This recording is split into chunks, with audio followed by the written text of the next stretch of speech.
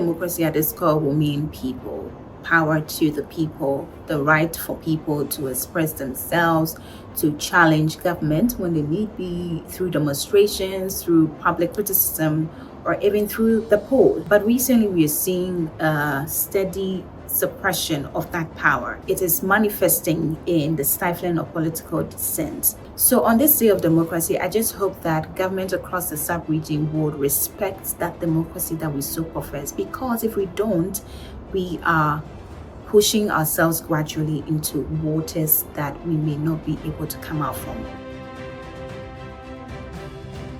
Democracy involves much more than appointing individuals to the seats of government. It involves these individuals being accountable and responsive to the needs of the citizens that gave them the mandate. And this can manifest through having robust and strong institutions and policy frameworks that meet the needs of the average citizen, and the ability of the citizen to call off the government when they fail. Let the words of Abraham Lincoln resonate with us, where he defined democracy as a government of the people, by the people, and for the people.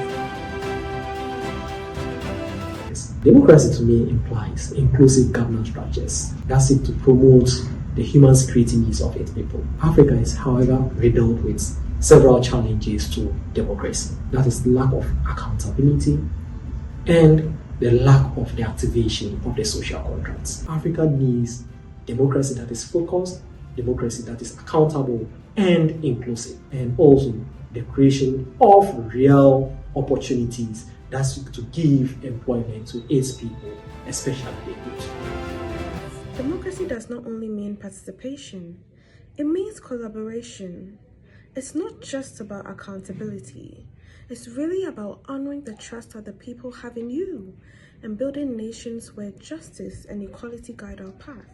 True democracy will shine in Africa when every citizen believes without doubt that their voice is power, and that power, when united, can transform our continent into the Africa of our highest hopes.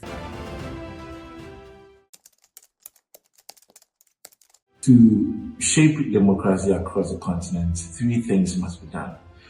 Inclusive participation, that is to reach out to the marginalized people like women, young children, among others, and also to encourage accountability beyond promises, so that leaders will not just be about promises and not actions. And then also people-centered development, which is that we will rather think of providing jobs for the people, education, healthcare, among others. The Africa I believe in is one where democracy empowers, includes, and delivers, not just for the few, but for everyone involved.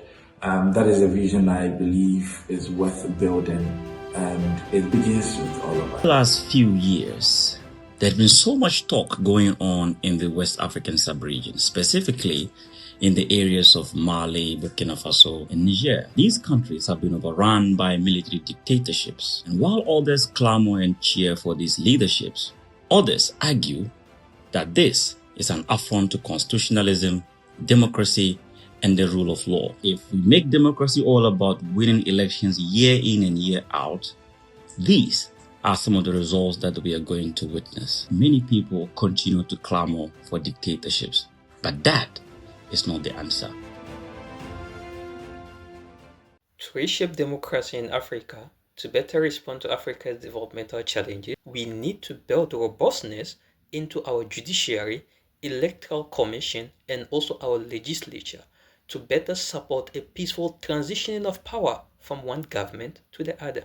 Governments would need to promote economic stability, because when the citizens lose trust and faith in their governments, the citizens would want to take matters into their own hands. Democracy cannot survive on elections alone. It must be rooted in moral leadership that serves the people, not personalities.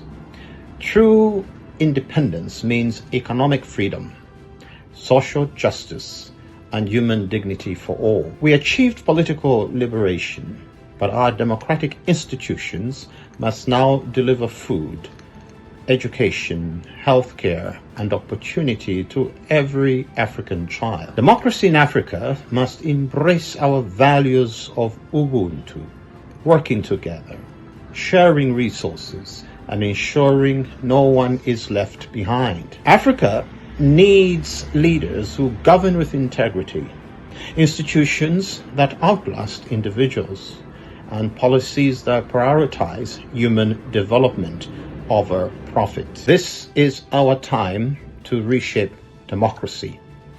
Let us do so with love, moral courage, enthusiasm, and hope. One Africa, one future.